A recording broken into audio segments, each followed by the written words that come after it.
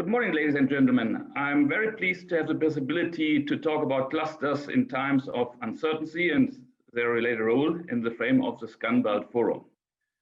You will today hear a lot about cluster initiatives, and might be cluster organizations. So before we go a bit more into details, let me just explain a bit what is the fancy term of cluster and cluster all about. What you can see here now is in the center of the screen is a group of companies which are doing regional networking and which agreed in spending several joint efforts.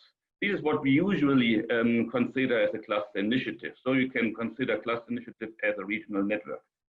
And in the very center, you have a so-called cluster organization, which is in charge in bringing cluster actors together, digitalize with them, and undertake common actions. So that is a bit what is the difference between cluster and cluster initiatives. So in times of uncertainty, companies are quite get used that they have to deal with many different topics and challenges as indicated here. It's not just digitalization, Industry 4.0, there are many other issues. And for companies, especially for SME, it's very difficult to understand and also to make a judgment what trend is really relevant for me and what trend might be interesting but doesn't really affect my business. So the question is, who can help these companies also in the field of health sector or medical technology to really focus on the right trend and might be to neglect those trends which are not so relevant. And which sounds quite easy is exactly what our cluster initiatives all about. They help you and cluster members and actors to find the right way how to deal with different technologies and trends, how to turn a trend into a business opportunity, and how to deal with challenges related to these activities. And being member of a cluster initiative, targeting and coping some issues together is often something which provides higher impact rather than trying to deal with such issues alone. So bundling competences and turning challenges into opportunities is one of the core activities of cluster initiatives. This puts high requirements on cluster organization and cluster management. If I would have been spoken to you 5 or 10 years before, this picture would look entirely different. So what are the main criteria or competences cluster organization needs? You will hear much more during the next hours, but some topics are networking. Since these challenges I've mentioned become more and more cross-sectoral, you need the competence to really combine different dots and to connect people together, not just connecting rather than to really target tailor-made match them. For that, you need tools. Digital tools are very important, relevant in such kind of industrial transformation. So having the right tool in place will help cluster organization and cluster management to serve their member better. But what it becomes more and more important is that also the cluster organization needs more and more technical competence to really understand what certain trends mean and how they might impact the business. So having technology competence on board is very important.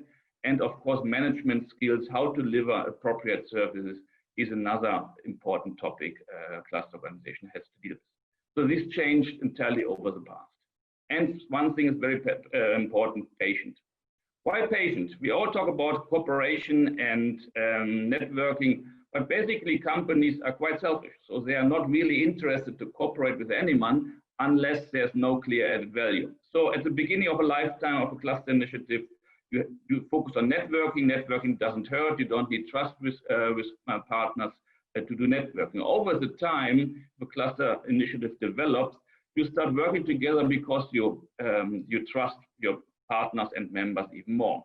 If this goes well, then the next step is to do some joint innovation activities or research activities where you intensively cooperate together and where you need a lot of trust if you want to cooperate.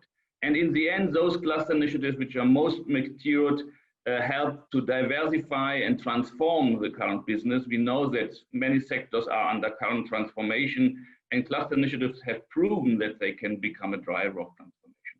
So if everything goes well, well-matured cluster organization can exactly operate in that way. What does it mean for cluster management? So you have to come up with very professional service. As I mentioned, networking is not just enough. We have many possibilities to network. You have to be able to bring the right partners together, a very targeted networking. So, and you need to know what are the capabilities of your companies and what they really need in your network. And that is not very obvious. So you have to have very close cooperation and detailed relationship to company to really understand what is the main problem. And as a cluster manager, if you identify the same problem in many companies, it's exactly your task to turn these challenges into common actions and in order to support the various cluster members to really cope with these challenges. And what is also important is that you are able to really identify those global trends which are really of relevance and understand with your members how to deal with them best. So these are typical challenges of cluster management in times of uncertainty. So, and if you bundle these services and activities, you still find some which have a really regional focus, like actors bringing together development of competences and also to help companies to develop new competences. So this means we always have a regional dimension in all these cluster initiatives. So we will never have really digitalized clusters. So you need the proximity to exactly support your regional members on that way. But on the other side, you can see left down is operation of cluster initiatives have a more and more international dimension. You have to bring your cluster actors in connection with other partners which might have more knowledge or have complementary knowledge. You have to help companies to go international, and you have to help companies to be able to cope on global level. So these are typical services, and it shows that cluster initiatives need regional component, but have to reach out more and more international in such times of global innovation. So this is a short introduction why cluster initiatives in times of uncertainty are more important than ever, and internationalization is important, but also not to forget the regional dimension. So I was able to, I hope that I was able to give you a short introduction how cluster initiatives in times of uncertainty operate. Thank you so much.